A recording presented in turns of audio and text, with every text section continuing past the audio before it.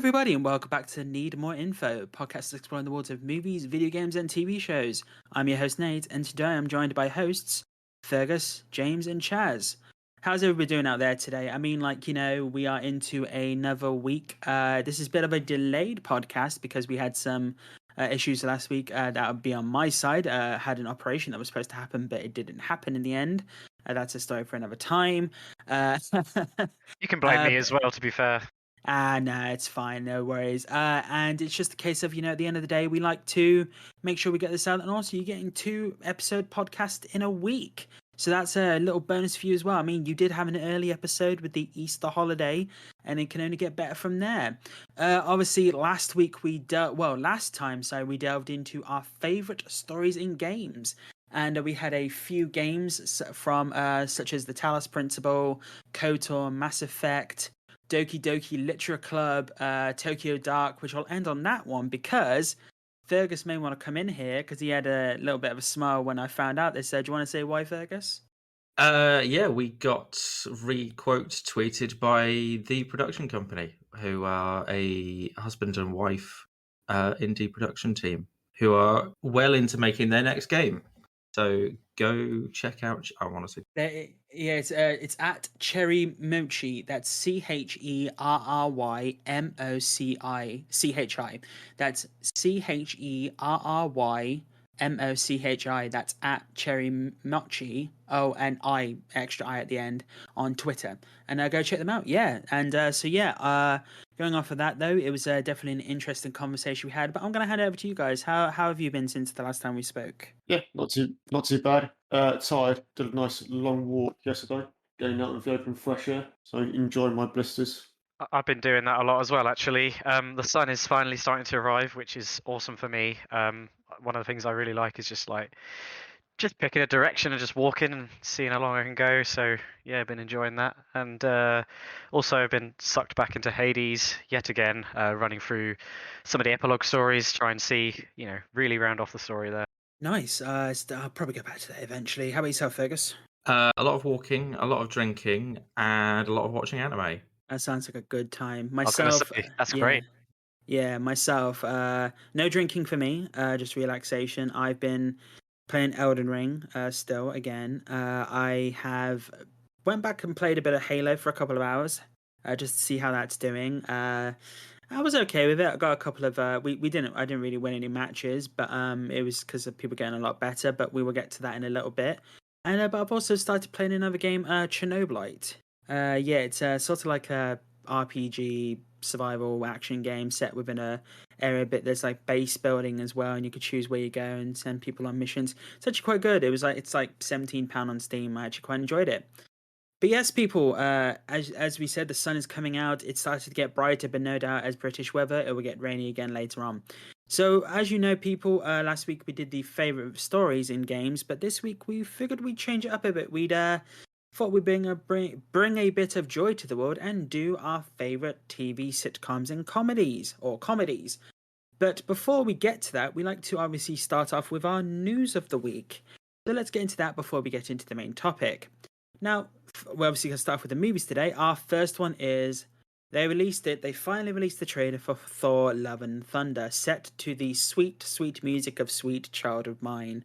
And this movie, people, it just seems the fact that they are just going, they just looked at Ragnarok and went, fuck it, let's just go even more out there. And it's Thor going on a journey of self-discovery, which I think is quite interesting because obviously it was a new take in how Thor was going into Ragnarok, and after Endgame, which I love the fact that they're doing a montage exercise sequence.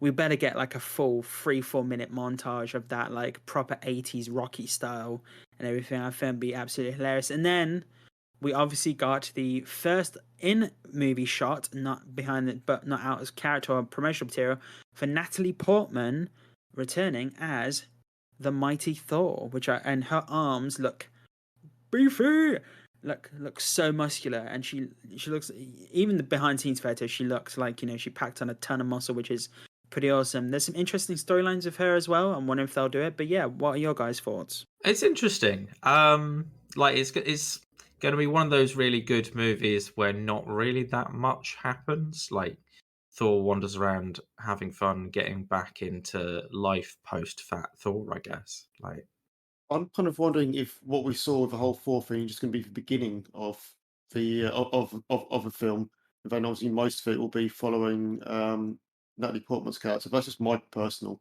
thoughts. Yeah, no, I mean, like, I can tell you that there is a villain in the movie that they haven't shown yet. I don't know if you care if I say who the villain is played by. It's Batman. Yeah, it's Christian Bale. Christian Bale is playing the villain of the movie. His name is Gore the God Butcher. And also, you see Zeus in the trailer. And a fun little fact who that is Russell Crowe, supposedly. It might be Russell Crowe in the film. So that would be pretty interesting. I know a lot of people have jokingly said they want Hercules in the Marvel Universe. And they want Henry Cavill to play Hercules. Which, I mean, come on, anyone would want that, to be honest. But yeah, no, the movie itself, though, I thought was really fun to see the transition of the character, and even the Guardians are in it, because obviously he went off with them at the end of Endgame, and it just looks it looks so fun, and I'm wondering how dark it will be this time around, because obviously, you know, the last movie ended with Asgard destroyed, so I'm wondering where they're going to go with this one. See, you say like you're wondering how dark it was. I know that Asgard was destroyed, and as an event that's pretty dark, but the tone in the last one didn't really feel particularly dark to me. It was, I mean, I'm getting the same kind of impression from this trailer, really, which makes sense. It is the same director, right? So Yeah.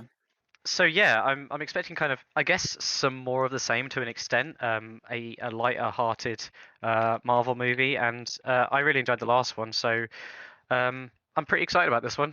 The one thing I will mention, though, there was a Reddit thread that said that they missed an opportunity to use Amon Amarth's "Twilight of the Thunder God" as the theme tune, but people correctly assumed that was probably a bit too heavy of a song. It's quite, that's quite heavy metal, but that would have been really cool. But Sweet Who Child of Mine, knows? I Who guess that knows? works. Yeah, I mean, it would be cool. Who is it? Someone, Sabaton? Sabaton? No, someone did a light trailer of it, so maybe they could use that. That'd be cool. I know some people were saying that basically that I'm just gonna Google it now just to be sure.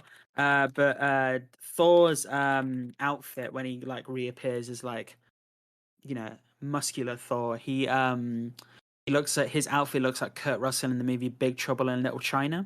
And so it's pretty interesting, to be honest. I thought it'd be pretty funny. But yeah, no, definitely looks like an interesting movie, people. And it's July it's coming out, I believe, June or July. So we don't actually have to wait that long for the movie to come out. Something coming out quite soon, though, within the next month, actually, is Obi-Wan. Hello there. It's good old Obi-Wan himself, Ewan McGregor, returning. And it's been confirmed that the composer for the show will be Natalie Holt. The first, I believe it's the first female composer for a Star Wars property. So that'd be pretty awesome. But she is working in collaboration with John Williams, who's returning, who has written an original theme for Obi-Wan, because obviously John Williams he wanted to write this piece because he never got to write a piece for Ben Kenobi in the original trilogy. So he's obviously returning for this one. I'm really looking forward to this, to be honest, because I believe she also did the composition for Loki. And that was a pretty good soundtrack, to be fair. I actually quite enjoyed that. Yeah, she's also composing the Batgirl theme soundtrack, I believe. Yep, music by Natalie Holt. And she did Loki. She's done Nightfall, the TV show, the Netflix TV show. And yeah, also, if you know Britain's Got Talent, she was the woman that threw eggs at the at Simon Cowell from the stage. She ran onto the stage and threw eggs at Simon Cowell when a live performance was going on. And I never knew that fact, but I thought it was absolutely hilarious. And the fact that she's a composer for Obi-Wan, and she threw eggs at Simon Cowell. Yep. That's very random. Yep, she definitely put some force behind those eggs. Thank you very much. Thank you very much, people. Thank you very much. I don't care. I'm going with that pun. But yeah, I'm really looking forward to Obi-Wan. We are getting the first 2 episodes of the 6-episode run in the next month. And I've heard it's going to be a very dark show because this is like the Jedi's getting hunted throughout it, and then supposedly we will get a round 2 between Vader and Obi-Wan, and hopefully there's rumors or people talking about we may be getting footage this week, so we may be getting another trailer because we've only had a teaser trailer so far. And if the show's releasing within the next month, they should be releasing a full trailer. And as you know, people, we've seen that previous trailer, and they cheated using Duel of the Fates in that teaser trailer, because that's just automatic cheating to get people hyped up. Because I've seen so many reactions and people just getting obsessed with it. But going on to the next news item, people, it seems that Netflix is slashing animation.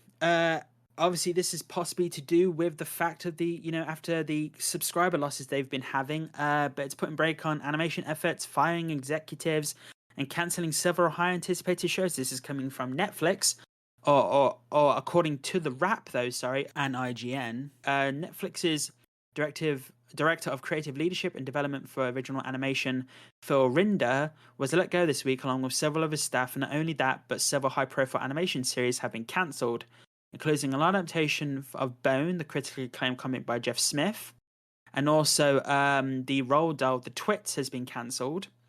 This is going to be interesting. We will be doing a podcast in the future on the future of streaming. Will movies and TV shows be exclusive to TV and streaming, and will cinema be a thing of the past?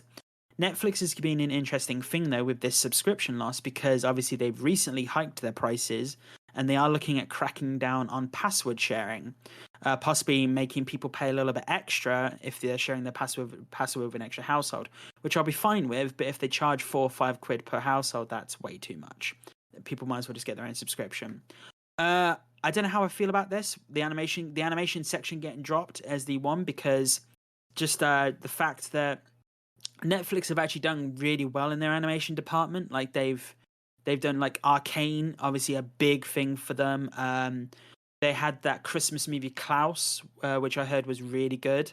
Love, Death and Robots. Love, Death and Robots, which I'm not gonna lie, I was a bit lukewarm on the second season. Obviously we're only getting another 8 episodes in the third season, which I think they should have just released it in all in one. Castlevania, a Netflix show. All these great animations. Hopefully it's not a case of them cancelling all their animations. They're just going to rejig and just focus on the more popular ones, because I know we're supposed to be getting a Castlevania sequel, which is set after the original series. They have been investing very heavily, especially over lockdown, on some quite high-priced anime properties. So, like the Evangelion series, like they must have paid an absolute fortune for that.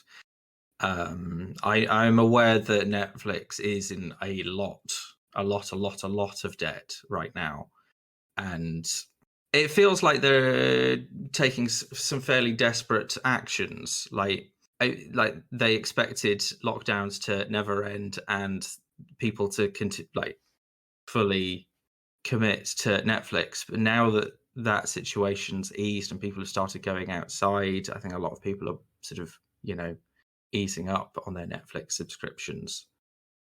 I think it's a combination of that, and also for me, Netflix was one of pretty much the first big streaming service to become available, and now you have a lot of choice. I know, at least anecdotally, that most people I know still have Netflix, but maybe that's not the case in the wider area. Maybe people are using Amazon Plus or Disney Plus or whatever. So I think the dark horse in all of this is actually Apple TV. I know some people are saying, I've seen a few things on there myself, such as Ted Lasso and The After Party, and I know they've got a few severances just occurred with Ben Stiller directing it. It's like a psychological thing, I believe, and it's the start of the subscriber war, the streaming wars. This is like Netflix has been the godfather of this, and they obviously other countries in the world have a bigger problem because they have HBO Max, which the UK won't have until 2025, which still pisses me off. And Paramount Plus, which is releasing later this year. Obviously, they've got Halo and all the Star Trek TV shows. I've been seeing Halo only from TV reactions on YouTube. But by the time, I love we'll probably get the second season of Halo by the time Paramount Plus comes out. But yeah, I'm just wondering how this is going to go. I think Netflix also, they're doing too many shows. They're doing they've done a show called Is It Cake? Like, it's based on like the bakery thing of like creating realistic looking things. Don't get me wrong, it may be really good, but they've got so many different They have so shows many coming out. cake shows. Yeah. Yeah, I don't really rate Netflix's food-based content, I have to say. But it's with alternate streaming services, I think, especially for more specialist content, like say Netflix trying to compete with the new Crunchyroll, for example, I think fans of that particular type of content are just going to pay for Crunchyroll rather than get maybe half, a quarter of the content on Netflix. I feel like this is something to talk about deeper if we do an episode on it, but I feel like at the moment the problem we're having is that there's bits of great content kind of scattered across all of these tons of streaming services that we have, and it's actually really hard to choose now. And most people don't have infinite money to spend on all these individual streaming services for just a few good shows and good movies. So I'm not sure where this is going, to be honest. yeah, yeah. But yeah, as I said, people will we will be coming back to. I'll let Fergus make one more point before we head off. So Netflix kind of can trap you into like small areas of the content that's actually available.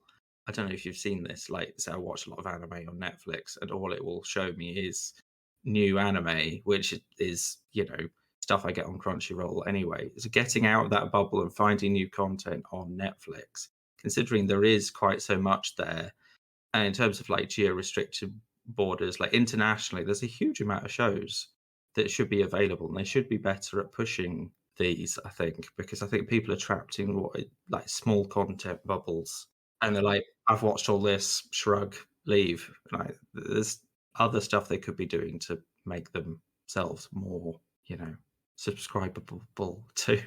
Yeah, and I think this is what's going to happen. I think they're going to have to, do something, because obviously the amount of subscribers they've lost. But it's something we will come back to. A couple more stories before we finish up with the news today.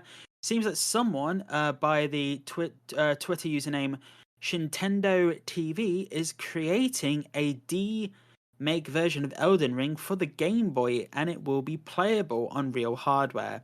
It's been developed in GB Studio 3.0, and I've actually grabbed the application the other day. You can create a Game Boy Color and original Game Boy, and it's really interesting how the actual screens look. You can have every screen up at once, so you can actually see every screen available to you, create all the animations for the sprites. It looks a really interesting system. Now, I've been playing Elden Ring, and it's difficult as hell. How it's going to play on a Game Boy with, Jesus, I don't know how that will actually play, to be honest. But it's really awesome to see these demakes. I mean, we've had PlayStation 1 demakes of video games, such as Death Stranding and a couple other ones, but to go back to Game Boy for Elden Ring, this is an achievement unto itself, and especially since I've had over 100 hours of Elden Ring in so far, to possibly play that long, I don't know, probably be much shorter on Game Boy, but it's a very ambitious task. But yeah, check him out, or check them out, people. Shintendo TV, that's SHINTENDO TV, that's the Twitter user. And yeah, definitely check that out. It would be really interesting to see. Going off our final few things though, PlayStation Plus, the new PlayStation Plus has targeted its release dates. Obviously, as we spoke before, this is the new tiered system for PlayStation Plus, where games will be available at different tiers, such as PlayStation 4, PlayStation 5 games at the medium tier, and PlayStation 4, PlayStation 5, and tons of older content, including streamable PS3 games at the highest tier, and the basic PS Plus version staying the same. But it seems that Japan is getting the first go of this. It's actually coming out in the Asian market, excluding Japan, on May 23rd. So that's in a month's time. Then Japan gets it on June the 1st. Americas, I don't know if that's America and South America, get it June 13th. And Europe are targeting June 22nd. Note, these are all targeting, not the precise dates for these coming out. But I'm looking forward to this. I'm probably going to upgrade to the next tier above, because I want to see what PS5 games will be on there initially. And hopefully they can, and obviously still month by month service. So it'll be really good to have. I know they're keeping the pricing for the PlayStation Plus Essential basically the same. It's going to be $6.99 a month, £20 quarterly or £50 yearly. PlayStation Plus Extra is $10.99 a month, which isn't actually that bad, to be honest. £31 quarterly or £83 yearly, or the premium, which is the most expensive, is £13.49 a month, £40 quarterly, or basically £100, £99.99 a year. This will be really interesting. Now, and the highest tier will also include time-limited game trials. Obviously, other companies have been doing that as well. So we hopefully will see what PlayStation Plus has got going on here. But it would be nice to see what games we're going to be getting quite soon. I think we'll see that when the Asian markets, excluding Japan, start seeing this on May 23rd. Finishing up on the last couple of things, though, we will still be getting God of War this year, supposedly. Cory Barlog. Not Cory Barlog. Bruno Velasquez, I believe his name is. So someone asked on Twitter, is it still coming out this year? And Bruno Velasquez, who is the animation director at Santa Monica, has said Ragnarok is coming this year, so we will still be getting it.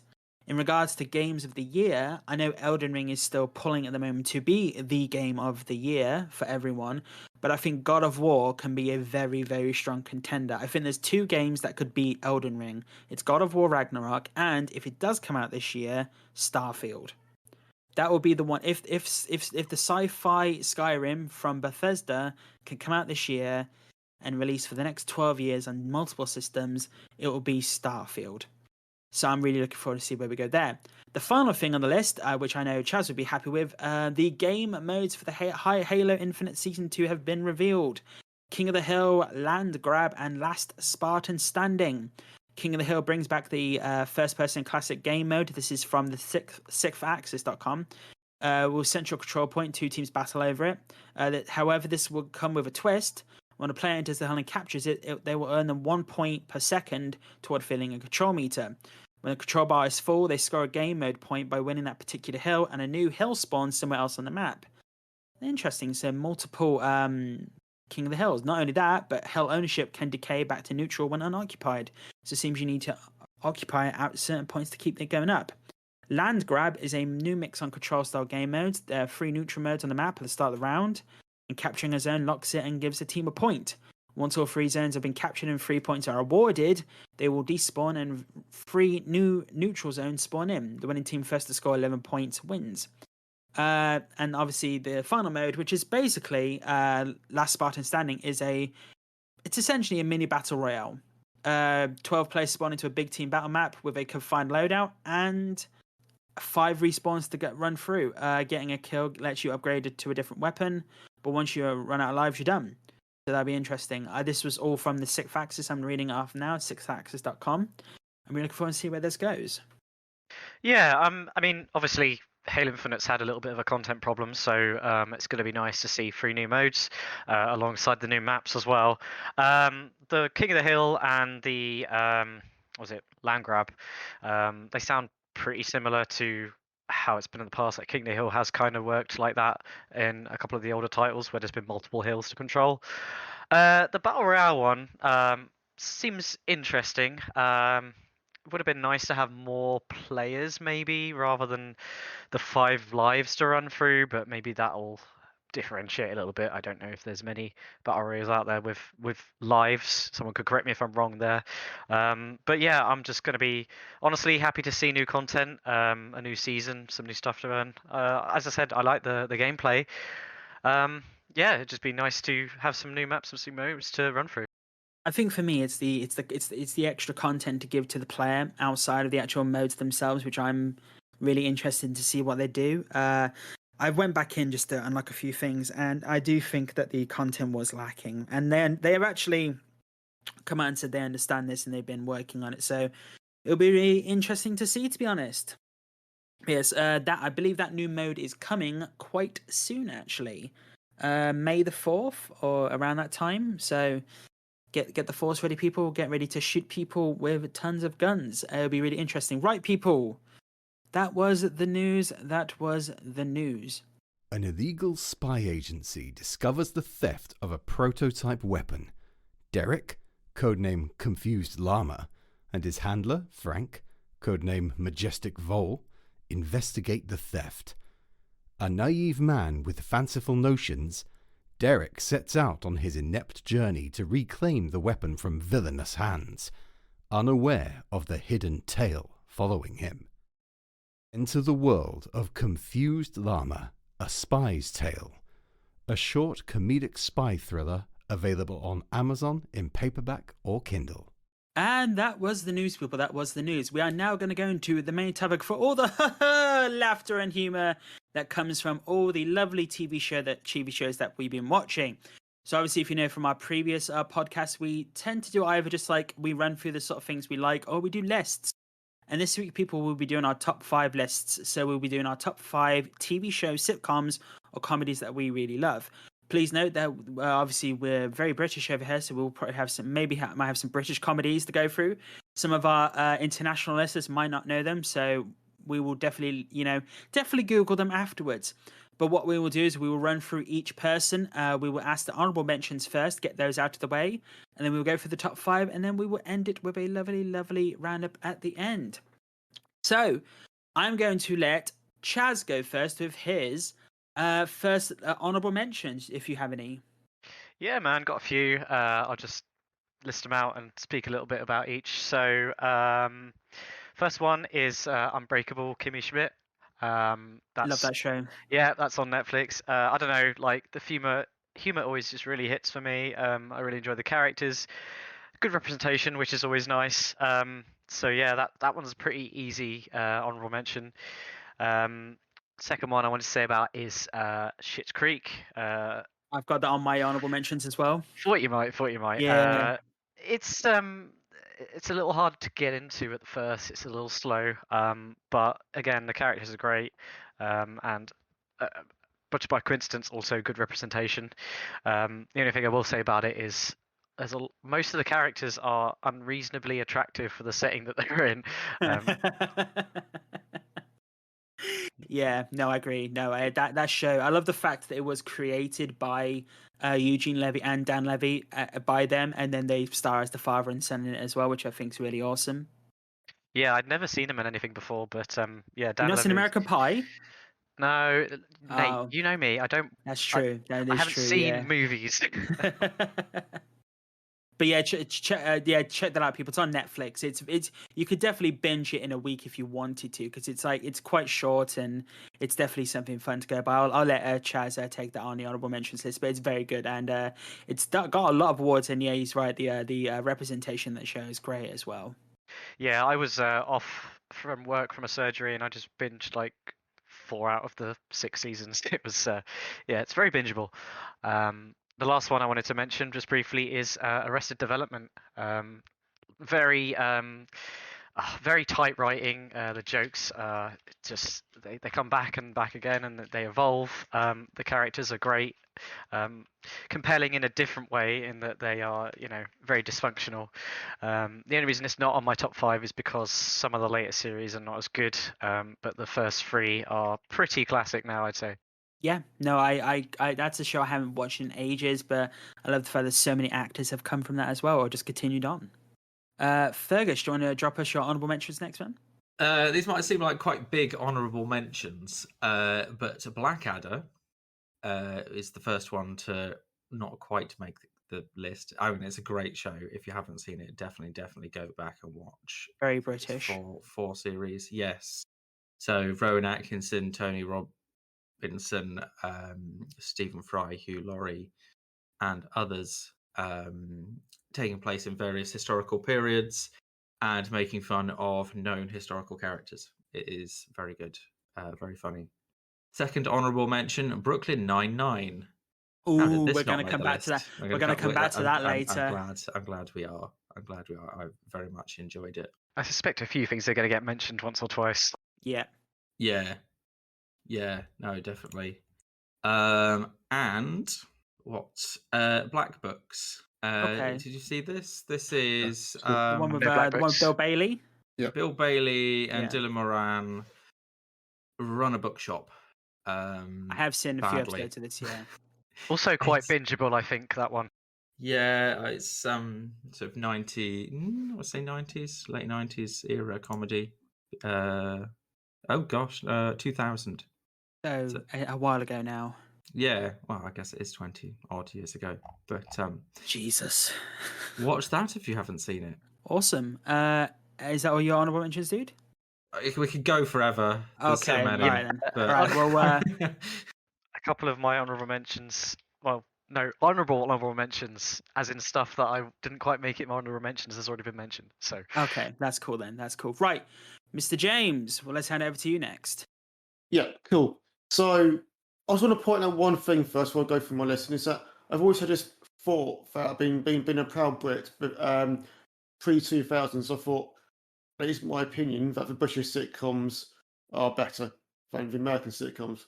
Unfortunately, everything changed after 2000s, and I think the American sitcoms have outdone us post that period. Just the point I wanted to mention doesn't really have too much relevance at this point. We're really getting into my stuff I'm going to talk about later. One of my actual stuff, we'll get into it. But in terms of my honorable mentions, first one, not making a list, is the Office, specifically the UK version of The Office. Now, I only recently got around to watching the US version. I watched it through lockdown. Really, really good. I really like what they did with it. But to me, the UK version is revolutionary in terms of sitcoms. It was really one of the first to do that whole kind of mockumentary kind of sitcom kind of thing. I really, really popularised that. And there's so many different sitcoms which now use the same mockumentary, like piggybacking on what UK version started. And of course, the cringe comedy aspect of the UK version is. I don't think there's anything which has done anything quite as much as that in that realm. I think because I watched the American US version, the Office US version first, and I tried to watch the UK version, I just couldn't do it. Like I don't know what it was. I just couldn't watch it. yeah, I actually watched the UK version first, and then I watched all of the American version. This is a rare example where I actually prefer the American version, partly because some types of cringe comedy just doesn't sit that well with me. That being said, I do agree with James. It was pretty unique at the time, and I do like it as well. I just think that, yeah, I don't know, the American version just a bit more to my taste personally, a bit more bit more depth to it, but a bit funnier in some ways. But it's quite a different show, to be honest. Yeah, no, I do agree with that. I did try watching the UK Office, and I just can't get on board with Ricky Gervais's humor in general. Like even his shows post The Office, I can't do it. Actually, I do recommend Afterlife on Netflix. It's about him dealing with the grief, the loss of his wife. It's an amazing show on Netflix. It went for 3 seasons and it's done now. I highly recommend it. We will be coming back to The Office later again. Right. So my next honorable mention is so I talked about the fact that I felt that pre-2000s British sitcoms were better. Illustrating that point, my next mention is Frasier, an American sitcom which completely refutes what I just said. But on the whole, I think. But for me, Frasier is one of those American sitcoms pre-2000s that I just love. And it's the characterizations and it's witty banter between Frasier, his dad, and his brother. It's just really good, good writing and good farce as well in some of the episodes. I mean, it's just really entertaining.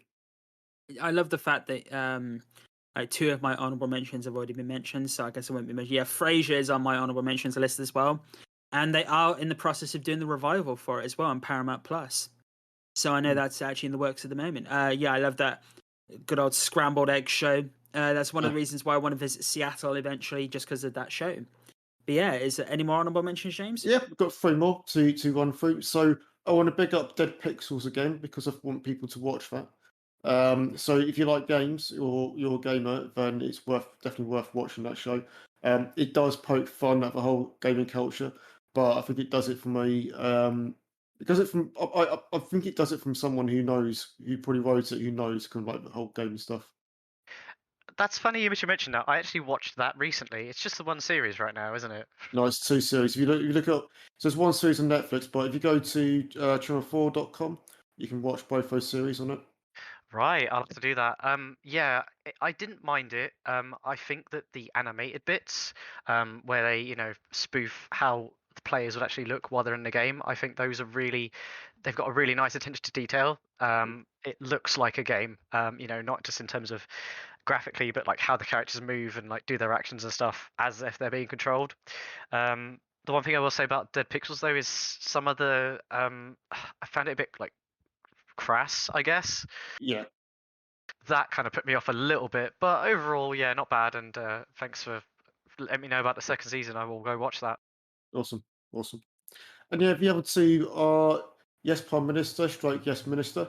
It's a classic British sitcom about basically about the inner workings of the British government, and then I'm also going to say the thick of it, which about I don't know what 10-20 years ago now, but it was like the more modern version of Yes Prime Minister with a heck of a lot more swearing. If you like your political comedies, then I thoroughly recommend those. And that's my Awesome. mentions. Excellent. Thank you very much. Yeah, I know. I've seen clips of the thick of it. It's definitely an interesting film with Peter Capaldi, obviously famous for Doctor Who fame more recently. The thick of it is just one of those shows that starts off like the situation starts off kind of bad, and then it just gets worse and worse, and you're just like, how can it get more mad and more like crazy? And it just does. And yeah, as James said, the swearing just, sometimes that can be people can see that as a negative, but I kind of see it's a feature of the thick of it. Yeah, cool. Awesome sauce. Right. On to my honor mentions, run through them quickly. So obviously we've mentioned Schitt's Creek and Frasier, but yeah, just definitely go check out those people. I don't know if Frasier's still on Amazon Prime. I believe it might have been at one point, but I think you can purchase it there. And Schitt's Creek is on Netflix. Definitely recommend checking out, people. Definitely give it about 3-4 episodes for Schitt's Creek, and then you'll be hooked. It's about 3-4 episodes, and then you know exactly where you are, and it has an amazing ending, in my opinion. Going on to my 3 honorable mentions, though, quickly. The first one. Now, this is where we discussed animation before. My first one is Rick and Morty. So, obviously, this is a comedy. Very dark at points. Like very dark. I don't know how I felt with it in the recent seasons. I felt it's declined a bit, and it's not as to me. It doesn't feel as popular as it used to be. Maybe just because there was a huge intake or gap between the seasons coming out. But definitely check out the earlier seasons are absolutely brilliant, I think. Next one is The Big Bang Theory. Obviously this is one of the big things. Oh, Chaz is quite surprised with that. How come Chaz is surprised with that? Man, it's got a reputation, hasn't it? That show. Yeah, true. The early seasons were okay. I thought we were doing top 5 sitcoms, not worst 5. Oh, come on! Okay, you have to know you might have to explain yourself for this. Yeah, no, right. I think it did decline over time, but I think also it made geek culture the norm. It made it the norm. Like, Marvel helped with like the movie side, but I feel in regards to like TV and everything, like The Big Bang Theory became such the norm in regards to comedy that that geeks and nerds and all that the colloquialisms wasn't seen as different anymore. It was just people enjoy what they did, and obviously it went a bit far with a lot of things. Sometimes I've seen all the seasons now because I did go for 12 seasons, and I think it was really, really good at the beginning, and obviously it's an amazing thing. But I really enjoy the show. I rewatched it. I thought it was really good. It had its spin-off Little Sheldon, or Young Sheldon, sorry, set in the late 80s, early 90s with new cast of characters with Jim Parsons narrating it. But I just really enjoyed it. It was just one of those shows, comedies, where I chuckled along, and it was just nice to have it on in the background. The final one, which I bet none of you have seen, is a show called Psych. Now, this is a detective comedy drama. It's created by Steve Franks in the US. It stars James Roday as Sean Spencer and Dole Hill as his lovely, lovely partner, Burton Guster. This show is basically about a crime consultant who works for the Santa Barbara Police Department, who has heightened observational skills trained from his father when he was younger, and he has an eidetic memory, but he pretends he's psychic so he could get onto the cases and everything, and he does like these over-the-top gestures when he's like pretending he's psychic and trying to solve these crimes. And it's had 3 sequential movies come out from it since the show finished as well. also throughout the entire show, there was like a serial killer element that was coming back to it, and I won't say who the serial killer is, but I highly recommend it. I just loved the show in general. I go back to it every few years to just binge it all. It followed on the same followed on after the 5th season of Monk. I didn't put Monk on this because I felt it was more of a drama detective show. But yeah, no, Psych is just an amazing show. I definitely recommend it. I know the 3rd movie came out last November, and I know if you watch the show, you'll definitely see some actors in there that you will recognize. But yeah, those are my honorable mentions. Oh wait, no, one more. So I'm gonna put this is really difficult because this was gonna be my number 6 if I had a number 6. I'm gonna put this is really difficult now. I'm gonna put Parks and Recreation as my as my honorable mention. But this is gonna be really difficult. You'll understand when I get to my number 5. But yeah, this is my honorable mention. Love the show. Obviously, shot off the career for a lot of people, especially Chris Pratt, who went from the chunky man living in the dump to sailing the galaxy in Marvel movies. Ironically, there is a scene, or there's a narrative plot point for him disappearing from the show and then losing a ton of weight during the show, which I thought was absolutely hilarious. They actually wrote that in there. But yeah, that is my last honorable mention. But yes, we are now going to roll over now to our number 5s, and I'm going to let Chaz take it over with his number 5. Cool. So I just want to kind of let you know ahead of time that I'm going to lean into James's statement about British shows quite heavily because most of mine are British, spoilers. So first one I wanted to bring up has already been said in an honorable mention, which is Blackadder. I grew up watching Blackadder. The writing is so sharp. Like every version of Blackadder that is played is just it's just interesting. It's different. Apart from perhaps the first one, the first season didn't really they didn't really know what they were going to do with it yet. But yeah, it's quite short. Like every season has 6 episodes, but man, the writing is just so sharp and just it's so funny. I'll always have a place in my heart for Blackadder. So Is it a little striking thing that I've never really watched Blackadder before? I've seen clips of it online, but I've never watched. Wow. I never grew up with Blackadder when I was growing up. Are you British? Yes, I'm British. I don't like tea, but yeah, I am British. You might be missing out there, man. Like it's pretty short to watch. Like maybe skip the first season because there's nothing of relevance in there. But 2, 3, and 4 all fantastic. Yeah, I was just about to question your Britishness as well, by the way, for not ever having seen Blackadder. Whatever. Okay, man, whatever. Okay, right. We are going to hop along to Fergus now for his number 5. Number 5 for me is Spaced.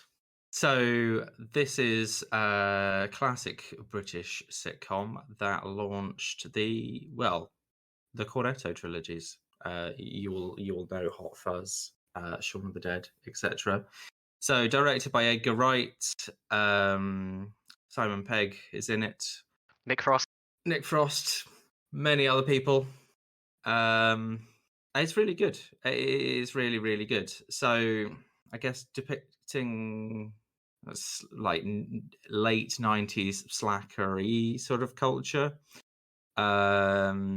So Tim and Daisy have to basically pretend to be a couple to rent this flat in London somewhere, and there's a lot of antics around keeping the nature of their relationship secret from the landlady and this sort of thing. And there's a lot of again fairly classic British sitcom characters crop up as like the neighbours, person down the office sort of thing. But it is really, really good. Like you can definitely see the origins of the subsequent movies here. Yeah. I was going to say, it's also very surreal comedy. Yes, I guess it is. It's kind of, it's a bit stonery, isn't it? Just a bit, yeah. I was going to say, if you like any of Shaun of the Dead, Hot Fuzz, or World's End, like I live in a little bit, you should watch Space because the tone is quite similar in a lot of the places. Yeah, no, I definitely agree. I will admit I'm not as hot, and that's meant to be a pun, hot on the World's End movie. I actually think the first two are much better. I think I actually prefer Hot Fuzz out of all the three of the Cornetto trilogy. I think that's the best one out of the Cornetto trilogy. Not a big. No, I like The World's End, but it went a bit too out there for me. Yeah, But and I never saw Space Dive. if you have, Come on, man. definitely watch it. Again, I want to say 6 episodes, maybe 8 a season, 2 seasons. Yes, It'll take you an yeah. afternoon, man. Honestly, it's so worth it. Because I particularly find it really relatable because, the whole living in a crappy flat, not really having a good job or a job at all. They play a lot of PS1 games. They're a little bit stonery. They go to the pub. Oh, it's really good. Fair play. Yeah, no, I'll.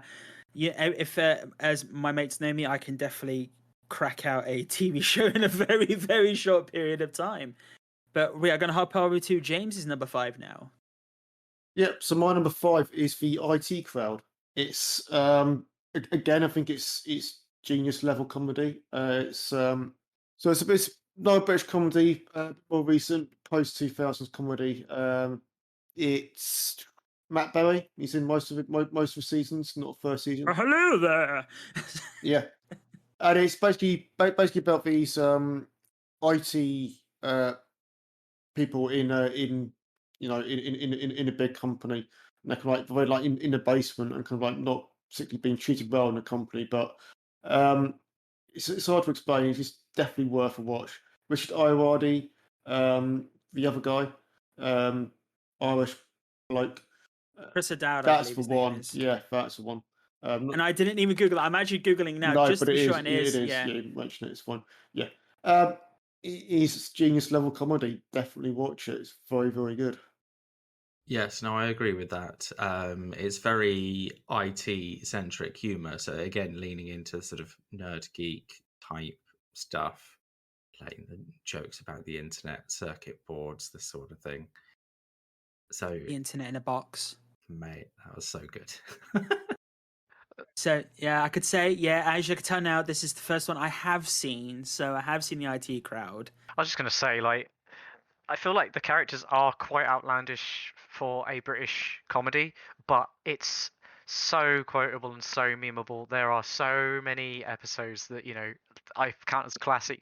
The theatre episode, the one with the internet. Oh man, such good. Would you call it a British comedy or an Irish comedy? Because the person who wrote it is Irish, right? Well, Irish or Northern Irish? I'm not too sure. Actually, that's a good point. Yeah, I mean, I class it as British, to be honest, because I Same. think it is set in Britain, isn't it? So Yep. I believe that's the case. So yeah, no, as I said, there's a British comedy I have actually seen. Because I'm not gonna lie, there are some British comedies I haven't, and I will be crucified for that. Right, going on to my number 5 though. I've actually been jiggling these in my head, to be honest. I think I'm gonna put Community as my number 5. Fergus is like, yes. Is it higher on the list for you, Fergus, or is it That just is my number 4. Let me quickly Oh, Google okay. something else. I'm not gonna bother. It's gonna happen, man. Yeah, no. So this is my number 5. It's created by Dan Harmon, obviously, who went on to do who's gone on to do Rick and Morty, and he's a very famous person himself. I just love the show. I think it's absolutely hilarious. I think it launched the careers of some people, or made them more prominent, especially Alison Brie, Glover. Danny Pudi. Yeah, Donald Glover, the biggest one. Obviously, he left about the 4th, 5th season in. And obviously has Chevy Chase in there, Joe McHale, Gillian Jacobs, Yvette Nicole Brown, Jim Rash as a man who has some sexual awakenings in that show, which is absolutely hilarious, to be honest. I just love the show. Yeah, this is actually my number 3 slot. So okay, we'll come back to it later then. But yeah, we'll come back to my take on it very, very quickly when we come to number 3. Cool. Sure, cool, awesome sauce, right? And we're going to go back to Fergus again quickly in this. It's the comedy is good, but also the characters are good. Like, I found myself being, wanting to see their stories progress, and it continue way beyond the series actually sort of gave us content for. Like, getting like emotionally involved with characters over a period of time does add quite a lot to a show. I know we'll just talk about these 2 things quick before we move on. But the composer is actually the composer for The Mandalorian. I only found this out recently. And also, a couple of directors came from this show, became very famous afterwards. You might know them from such films as Winter Soldier, Infinity War, and Endgame. So they actually directed episodes for this TV show. Went on to do the Marvel movies. That's why you see some of the Community actors in the Marvel films, which I think is pretty awesome. But I guess we'll come back to this, talk about it a tiny bit more when we come back to our James's number 3 now. But we're going to roll back to Chaz now for his number 4. It's all right. We don't need to say anything else because it's IT crowd. Okay. See what I mean, man? Well then, okay. Well, I guess we definitely covered that one. So Chaz's number 4 is IT crowd.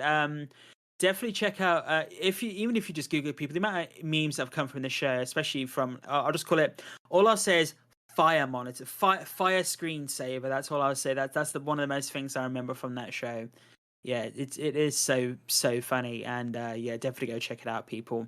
Well, I'd say what is Fergus's number 4? We've already mentioned it, but now I'm going to pull in a one that was floating around.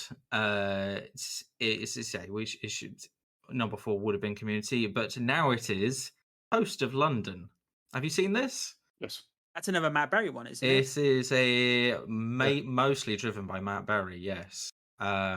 He is a voice actor working in Soho, and working in like VO studios. And if you've ever worked around that environment, it's really accurate. Those characters do exist in real life. So professionally, I've had a lot. Like, it's extremely relatable. This stuff happens. It's also incredibly funny because I guess I can relate to the situation. There's always a Clem Fandango out there. Have you seen the latest season where he goes to Los Angeles? No, Yeah. that is going to be watched soon, I think. You'll check it on BBC iPlayer. Yeah. Excellent. Well, thank you very much. That's Toast of London, people by Fergus at number 4. Switching that out. Right, James, do you want to hit us with your number 4? Yeah, so this might be one I suspect none of you may have watched, but if you haven't, watch it. And it's a British sitcom called Man Down. Oh, with Greg Davies. With Greg Davies, yeah. Yeah. It gets better. It's one of those, to me, it's about 4 seasons, but it was one of those rare shows where it just keeps getting better and better and better. I think its final season is the best season, and is absolutely hilarious. The final season, really good. So definitely stick with it and definitely carry on. It just gets better. Isn't Andy Samberg in the first season? Nope, you're thinking of Cuckoo. Ah, okay. Which Okay, I don't fair like enough, at all, because I watched the first episode of that and I struggled to get through it. I really did. Is this the one where he's a teacher?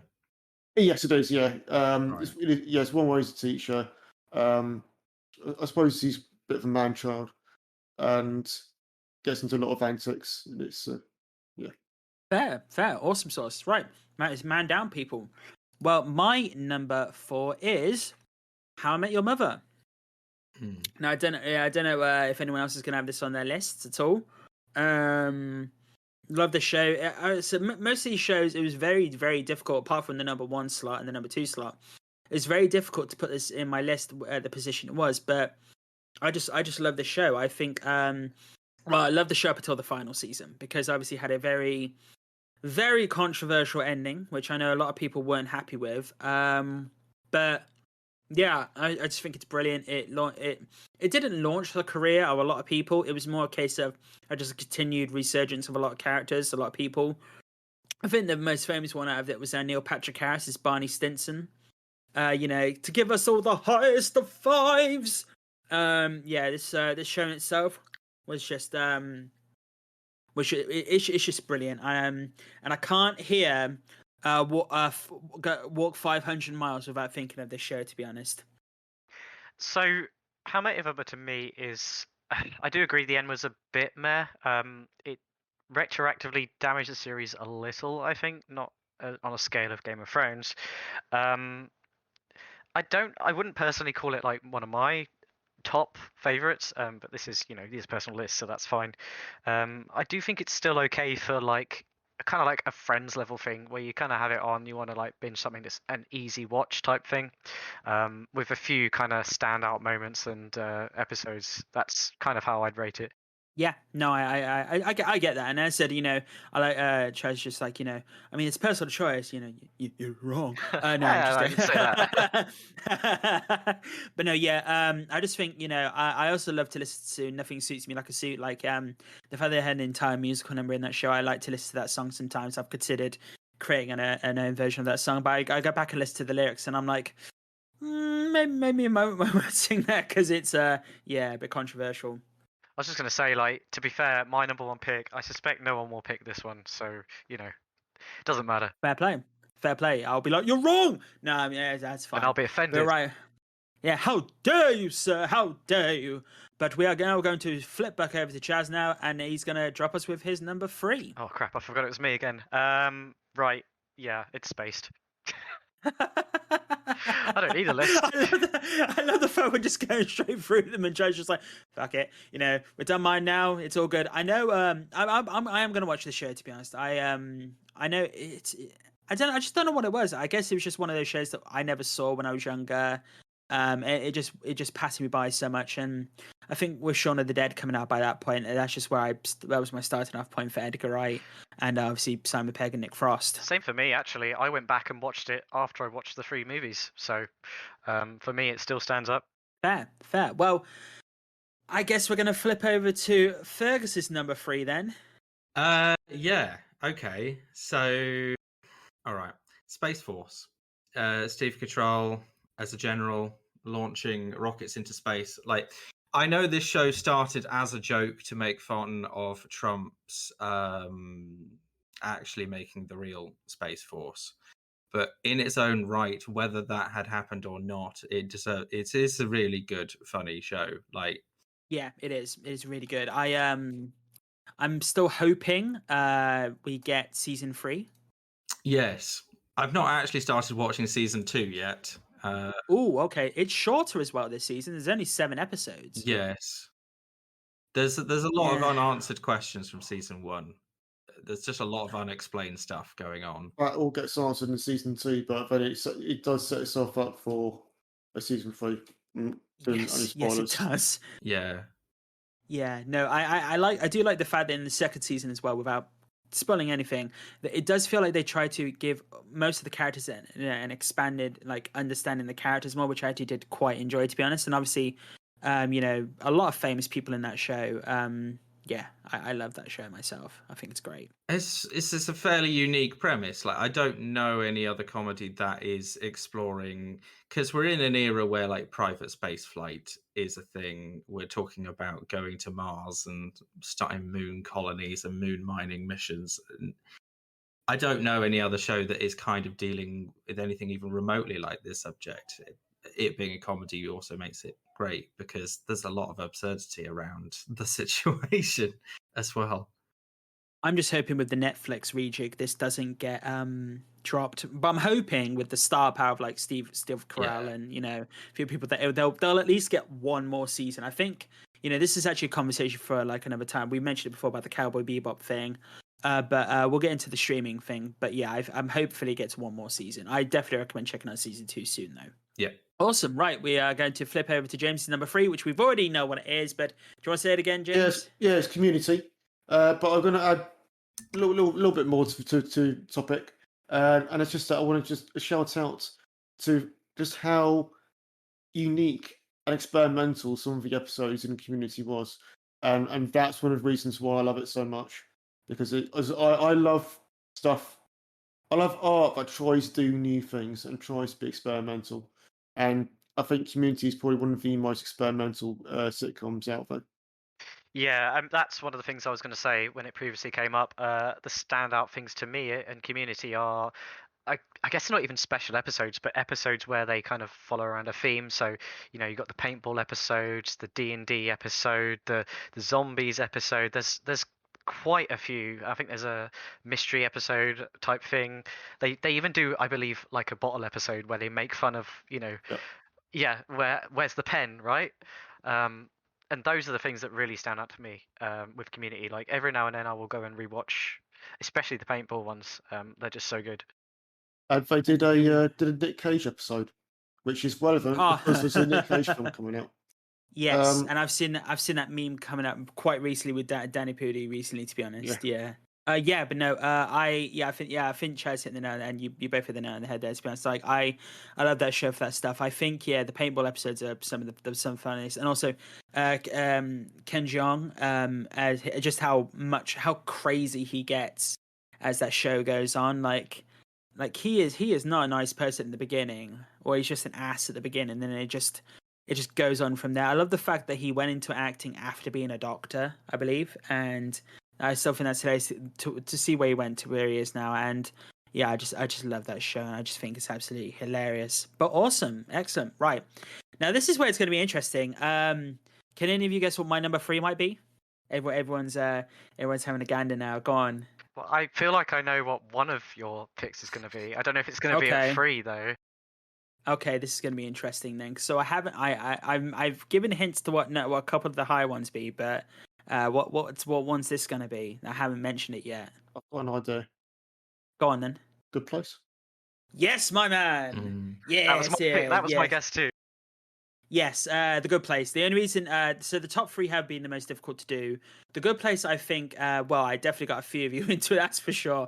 It's one of those shows where I'm not going to spoil it, because even though it's only been out for a few years now, you do not want to spoil that show for anyone, even if it's been out for 10 years. It's 4 seasons long. It's only, I believe it's 10 episodes a season, so you could easily crack the show out in a weekend if you wanted to. If you're not feeling great on a weekend, you want to feel a bit of a cheer up, okay, maybe watch the show when you're a bit cheerier. But this show is such a good comedy, and it had one of the best TV show endings ever, in my opinion. I feel, it's 4 seasons. It knew exactly where it felt like they knew exactly what they wanted to do from the get go, and then they knew exactly where they were going. And I'll admit, it's not a show I can binge all the time. I know, but I think if you watch it maybe every once a year or every few years, I definitely think it's that type of show. I think it's, so many good people are coming from that. I also learned recently that one of the actresses from that is going on to play the villain in the new She-Hulk Marvel TV show, which I think's absolutely hilarious. And there's just so many good actors in that show. So many good actors. I mean, Ted Danson is just hilarious in himself, to be honest. Oh, how do I say all this stuff about Good Place? Exactly, it's so hard. So first thing I want to say right off the bat is, because it's going to be me next, Good Place is my number 2. Nice. What we'll do is we'll just have a nice little conversation here for our number 3. Exactly, yeah. And yeah, Chaz's number 2. Cool, right. So, Good Place not only has really interesting, funny, and well-written characters, it does. How to say this? This is going to be really difficult to say without spoilers. It plays into media kind of like media language and stuff. How you expect shows to be paced and written and things like that. And it does a very interesting thing with that. The thing with Good Place, and I say this to everybody who's not seen it, is you must watch it to the end of season 1. You must. If you don't like it after that, sure, but it's a must. I don't. It is one of those shows where you watch it and you're like, what is this show? Okay, and also I like the show when it started. It is a fun show, but you've got to get through the first season. I actually think I did say that to you, Chaz, at one point. I did say, get through the first season and you know exactly where you are at that point, because where it goes from there. And also I realized, I don't know if I could say this, it gives you hints in the first episode. Gives you hints all where the way the through. show is going. Yeah. Where the show is going at the end, at the beginning. And I'm like, because I rewatched the first couple of episodes recently, and that is so perfect that a show could give you a hint in the first episode where it ends is amazing in my opinion. And just the show itself, like, I mean, it stars Kristen Bell, William Jackson Harper, obviously Ted Danson, Darcy Carden, Jamelia Jamil, and Manny Jacinto, and it's obviously created by Michael Schur, who obviously did The Office. He's done, that man has been on a roll. Like, honestly, he has done, he's worked on The Office, Saturday Night Live, Parks and Rec, Brooklyn Nine-Nine, Massive Nun, Good Place, all these shows. And I think, like, just to go into this, yeah, it's so good. And it's on Netflix, people. No Go reason check not it to. out if you haven't. Yeah, and, don't go on Wikipedia, because I'm on Wikipedia right now, and it gives away something that goes on in that show. And don't Wikipedia it. Just go onto Netflix. The Good Place it's I do think it's one of the best. The only reason it's not my number 2 or number 1 is because of repeatability. That's the only reason why. If I could rewatch the show constantly, it would be higher. I think it is actually a little bit rewatchable, actually, because you can kind of see some of the stuff they've written into the earlier episodes, and see how it hints, like you said, where it will go. Yeah, no, I get that. I just think, like, whereas the 2 shows above this, I can watch a lot more on repeat, or just like rewatch them. And I think you might know which my number 1 might be now, because it has not been mentioned yet, or my number 2 at least. But yes, right. So that was my number 3, and Chaz's number 2. This has actually been a really interesting list, to be honest. But we are now going to flip over to Fergus. But yeah, quickly, we're going to Fergus in a second. The Good Place, Netflix. You need to check it out. Go watch it. But now we're going to go over to Fergus. Give us your number 2, good sir. So this has been quite a hard one for me to pick, really. Which one is number 1 and which one is number 2, as my 1 and 2 are quite different. But 2 is BoJack Horseman. I have probably watched this through all of the series completely at least twice now. There's quite a few seasons. But again, having been around the world of media and films, TV and stuff, quite how accurate this show is quite scary, but also funny. Admittedly, quite a lot of the cultural references have dated horribly. Like we're talking dated from 2017.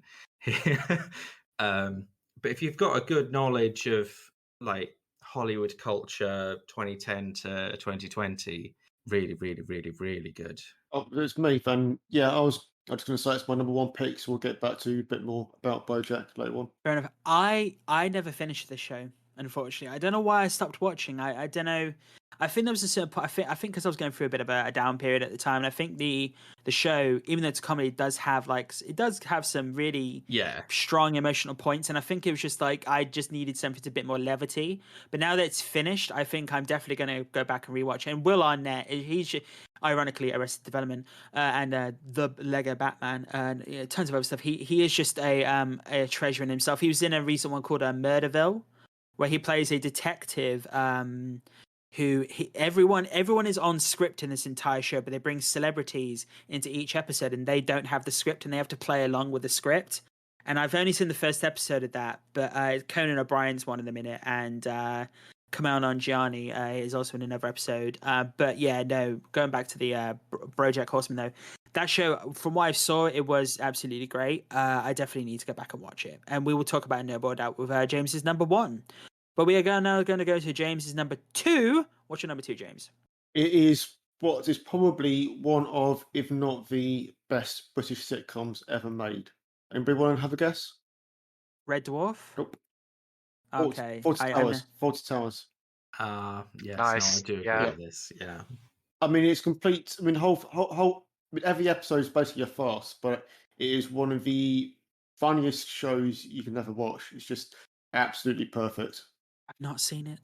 There's literally 6 episodes total, I think. No, there's not. There's 12. There's 2 seasons. 2 seasons. Yeah, 12 episodes. But also, Nate, after this, can you report yourself to be deported from Britain? You're clearly not British. Fucking wow. Jesus Christ. He's not wrong, man. Like, everyone's seen 40 Towers. I'm just not. I never saw it. I know John Cleese is in it, right? Yeah. Yeah. Okay. Yeah, so that's I know some of the actors are in it, but that's just my weird superpower.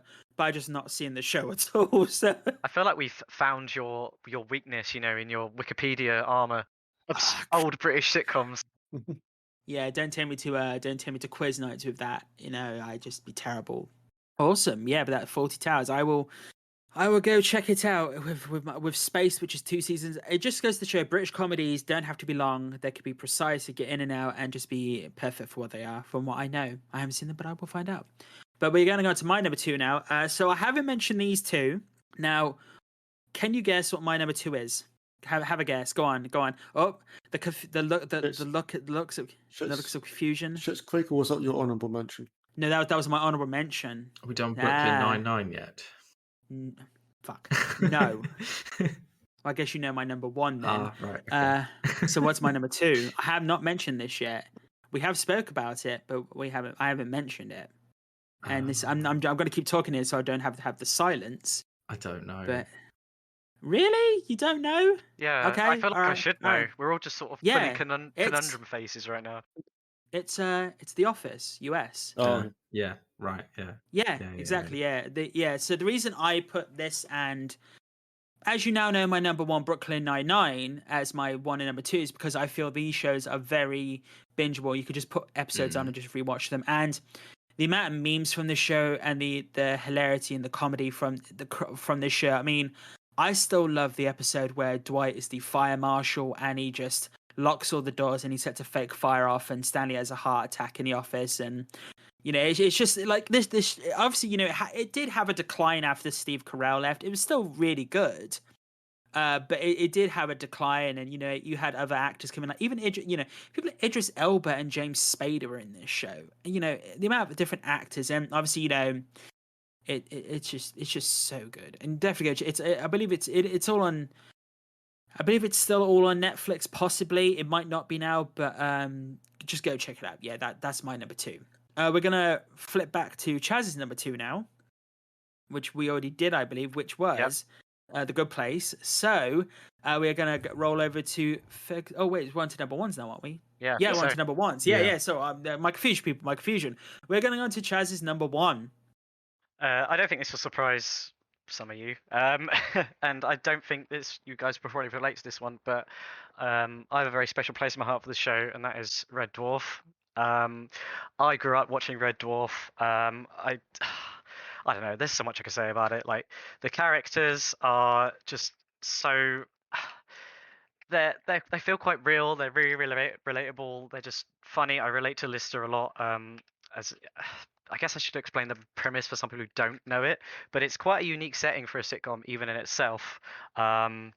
It's set 3 million years in the future, on a mining spaceship, after the entire crew is wiped out, except for one character who has a hologram of the person he hated the most as his only companionship, alongside a humanoid like character who evolved from cats, and later they're joined by a kind of robot mechanoid called Crichton. I don't know. It's quite old at this point, although it is actually still going to an extent. They released the last season a couple of years ago. So some of the some of the effects are almost part of the humor as well, because they are so cheap in some cases. They play into that hard. It's got a special place in my heart, that one. So Yeah. I've never seen this. I've seen. I think it was one of those shows where it was just on sometimes, and I just saw it, and I just didn't watch it. But yeah, I again retract my British card because I never saw the show. Because James will take me to the border and throw me off. Yeah. So Red Dwarf is a bit of a exception where it has loads of seasons. Originally run for 8, then they did, I believe, 3 more plus a couple like weird movies. So it's quite a lot to get through, and I will say it's not to everyone's taste. But yeah, those who do like it, they like it a lot. I'm a big fan. I'm kind of nerdy about it actually. So yeah, there you go. That's fair. Cool, awesome sauce. Right, Fergus. What's your number 1 is Parks and Recreation. I really like this show. Again, have probably watched the entirety of all of the seasons at least twice. It is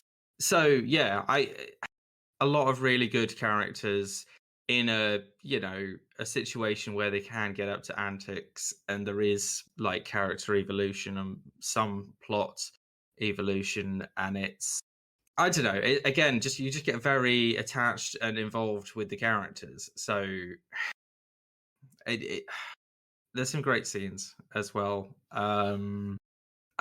Yeah, I like it a lot. It's brilliant. Please watch it. It's based in a American like public Like public service office. yeah. So they look after all the parks, hence Parks and Recreation. So like talking like small town council planning. If you make planning meetings funny, you can do anything really.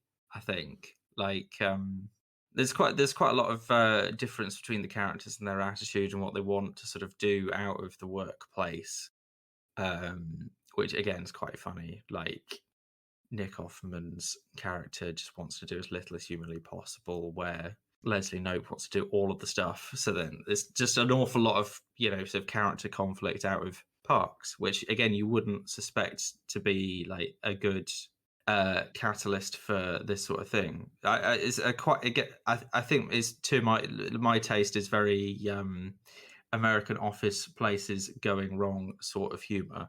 So I would say it's somewhat similar to Space Force in a way, but there's a lot more serious I mean, maybe the same people, Space Force and Parks and Rec and The Office. I don't believe so. I'm not sure, So Space Force, I'm just gonna. I've actually still got Space Force up on my Google now. So it was Greg Daniels. So So he did Parks and Rec. He co-created Parks and Recreation. And did The Office. Thought so. Yeah. That's why you get quite a similarity in terms of at least concept, even though in a different area. Hell of a resume there. Yeah, exactly that. Yeah, these people have just been amazing. And yeah, Parks and Recreation. I just love Bill's. I just love Ron Swanson. I just love him so much. That mustache is glorious. I just love him as an act. I just think he's hilarious in that show. Ron Swanson and April. Yes, so great. That is a genius character. Yeah. I do like most of the characters in that show. I will say.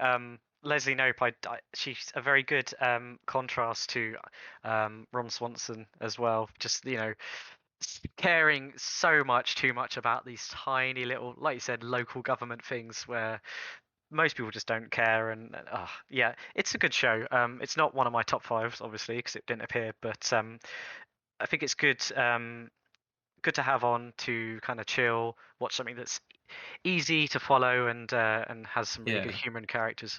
Another show that has a good ending as well, in my opinion. I think had a really good ending as well. Kinda. I don't know. I felt weird about the last series because it was so involved in it that I didn't want it to end. So it felt like it was a bit artificially wrapped up for what the characters would do. So they just all got their like best possible dream endings, or sort of dream ending. It was a bit of a but fine. You had to end it somehow, and True. It didn't kill them off. Yeah, cool, awesome sauce. Well, thank you very much for your number one, Fergus. We're going to roll to James's number one now. Yeah, so talking about really happy sitcoms, my number one pick is BoJack Horseman. Yeah. So for me, BoJack is obviously it's an animated comedy, and basically everybody is a human or an animal.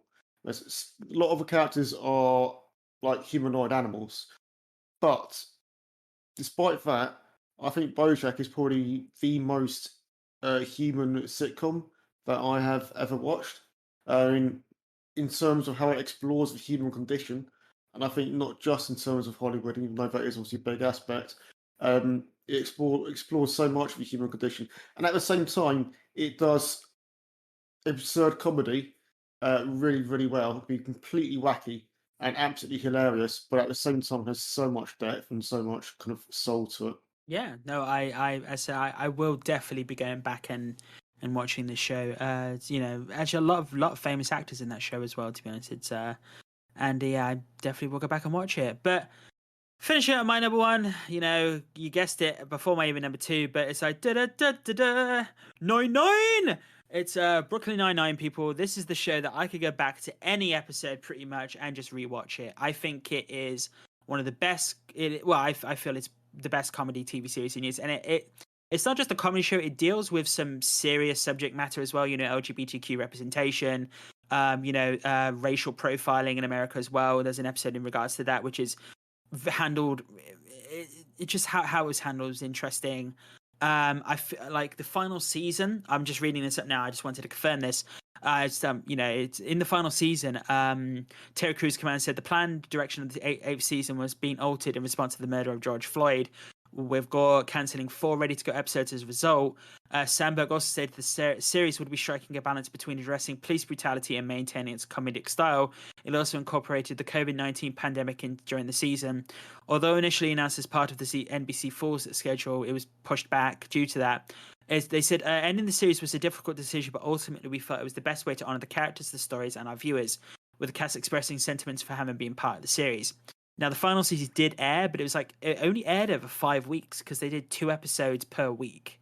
Because it was only 10 episodes the final season. For what I know, how it ends ends quite well for a lot of the characters. And it's just really interesting how that show's gone. I feel like that show, as said, you can watch any episode, in my opinion, and you could just, to be fair, it's good to know the story, but you could just, if you've seen the show, you can hop to any episode. It's hilarious. Especially, I always love going back and watching the Halloween heists. I always love going back, how they trick each other each season and how it plays up on that. And I love the fact that every character has progression in that show, even to the minute point of people like Scully. In Hitchcock definitely does, and he's the same throughout the entire thing. But Scully even has minor progression. Jake Peralta, played by Andy Samberg, Stephanie Beatriz, Rosa Diaz, Terry Crews as Terry Jefford, Melissa Fumero as Amy Santiago, Joe Lou Triglio as Charles Boyle, Chelsea Peretti as Gina Linetti, Andre Brower as Raymond Holt, Dirk Blocker as Michael Hitchcock, and Joel McKinnon Miller as Norm Scully. I think the dynamic between Andy Samberg and Andre Brower as Jake Peralta and Raymond Holt is just perfect from the get-go. I feel their relationship, even from the first episode, how this is going to go. I feel that the character's evolution is amazing. I feel that, I just think the show really did its best in representation. When it was initially cancelled, it was taken by another studio within 24 hours. You had people like Mark Hamill and Lin-Manuel Miranda and all these actors coming out in support of the show, and it just hopped from one network to another within 24 hours, and that just goes to show how powerful the show was that it did that. And I feel that it's just so good. And I would just end it by saying, ending with that 9-9, ending with that, people, because I think that's the best way to end it for that show, because I feel that is the best way to. Also, if you ever speak to anyone, they said they love Brooklyn Nine-Nine, but then in a conversation you just say 9-9, and they say to you, "What is that?" You disown that person because they lied to you. They do not know Brooklyn Nine-Nine. Definitely, people. But yes, I was just going to say, I feel like Brooklyn Nine-Nine feels a very positive show. They do deal with some heavy subject matter in it, but the tone and how the characters kind of play off of each other always comes across that way. So I feel like it's, again, something that's pretty easy to watch, and you don't really have to be in a specific mood to enjoy it. One of the other things as well about the characters is I feel like it's a well-written show when you can pick 2 characters from them, and then you can always get some interesting dynamics and interesting interactions just based off of how well written those 2 characters are and how they will interact with each other. So I think that Brooklyn Nine-Nine is full of stuff like that. And on a similar vein to Community, though slightly less, it does have certain standout episodes as well. As you said, the Halloween heists, where they just do something really cool and interesting, and it is a good one. I was tempted to put it on my honorable mentions, but I suspected it would come up several times, so I kind of didn't. But yeah, it's a good one. So there is one episode actually I do want to say. It's called The Box. It's in the 5th season. It's pretty much a bottleneck episode set in one room with basically they're trying to get a confession out of a murderer, Sterling K. Brown, who gives an amazing performance. it's just basically just trying to get his confession, and that's one of the episodes I love going back to so much, because it just goes to show the power of acting, where it can progress throughout this, and yeah, just the hilarity and the seriousness, and it's just so good. Yeah, I've watched a lot of Brooklyn Nine-Nine. It is very enjoyable, as I say, for the reasons you stated. I found the episode, so you said it was cancelled by Fox and then retaken up by NBC, MSNBC, Yeah. NBC. Yeah. I found that transition really weird, because they kind of rushed the storyline that they kind of mapped out for the to end it on the Fox series, because I guess they didn't think it was going to be continued. But then it did continue. I think kind of minus a lot of the story elements. But I mean, the general overtones that it was there and it was good, but it just, it's a shame that Fox cancelled it, really, because it could have had, sadly why it didn't make my top list, but I very much enjoy the show. I can understand that. Yeah, I can understand. But I said, if you come into my house, and you will know that here Brooklyn Nine-Nine's opening theme song playing at some point. And I love going onto YouTube reactors, especially a few of them, and just watching their reactions, because just the hilarity from seeing people's just to forget what the show is and rewatch it would be. That's one of the times I'd be like, I'd love to just rewatch this show with fresh eyes, to be honest. It's a good show to have on if you've got people visiting, I think, just in the background as well. Oh yeah, most people have seen it and at least like it a bit.